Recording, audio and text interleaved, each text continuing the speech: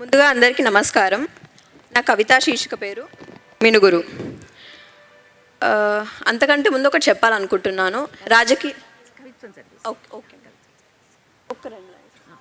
రాజకీయ రంగంలోకి వచ్చేవాళ్ళు ఎవరైనా సరే కానీ ఏమని చెప్పి హామీలు ఇస్తారంటే, మేము ప్రజలకు మేలు చేస్తామని చెప్పేసి హామీలు ఇస్తారు కదా. అందులో మెయిన్గా చెప్పేది ఏంటంటే పేద ప్రజలకు మేలు చేస్తామని హామీలు ఇస్తూ ఉంటారు.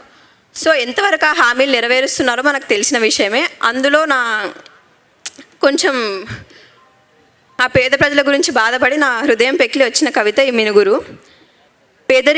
పేదరికపు దుప్పట్లలో కృంగుతూ నిద్రపోతున్నా, కష్టాల కుంపట్లలో నిద్రలేక మాడిపోతున్నా, మురికి వాడలలో మేడలకై కలలు కంటున్నా, శక్తి లేక శరీరంలో అనారోగ్యపు విషం నిండుతున్నా, వెలుగులేని బ్రతుకులలో ఒక్క మినుగురుకై వేచి చూస్తున్నా, నా పేద ప్రజలకు ఎట్లా తీసుకురాని అందమైన ఇళ్లలోకి, చింతలేని జీవితాల్లోకి.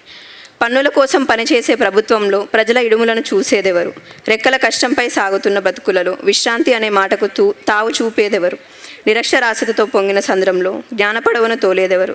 రోజూ సాగే ఈ బతుకు సమరంలో విజయబేరీ మోగించేదెవరు? సూర్యుడి సెగకి చెమటలు కక్కుతున్న జీవితంలో చెట్టే నీడనిచ్చేదెవరు?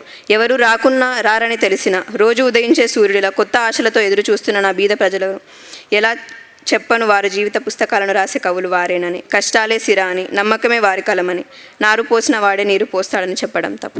ధన్యవాదాలు. ఇప్పుడు